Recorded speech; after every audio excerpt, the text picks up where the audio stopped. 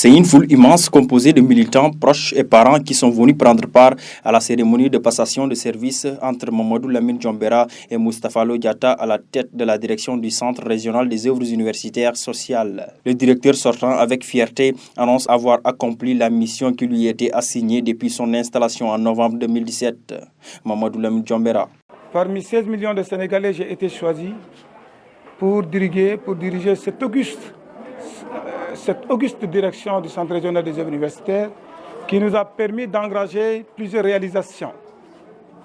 Parce que l'université de Ziguinchor en 2007 sortait d'une certaine dépendance du coût de Dakar. Nous avons œuvré avec mes collaborateurs pour améliorer les conditions de vie des étudiants. La mission a été très délicate, mais Dieu nous a préservés. Et aujourd'hui, nous sommes là pour passer le témoin à mon frère et ami Moustapha Lo Diatta. Donc, je lui tends la main et je lui tends en même temps mes services pour l'accompagner dans le cadre de l'accomplissement de sa mission. Docteur en relations internationales, Moustapha Lo Diatta semble être conscient du défi qui l'attend à la tête du Crous de Ziguinchor. Et avec notre détermination, avec l'engagement de tous, je l'ai dit, je tends la main à tout le monde, je tends la main au personnel.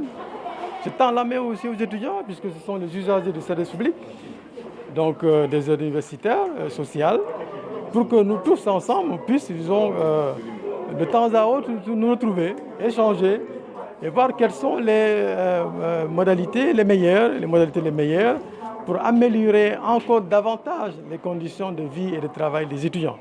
Parce que c'est ça, disons, que la mission essentielle, donc assignée aux centres régionaux des œuvres universités sociales donc de Ziguinchor. Et nous y travaillerons sans relâche. Pour ce faire, le tout nouveau directeur du Crous se fixe des principes. Le premier principe, c'est la concertation.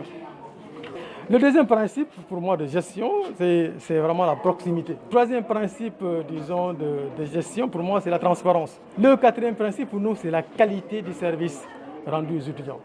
Et donc, il y a un problème de qualité.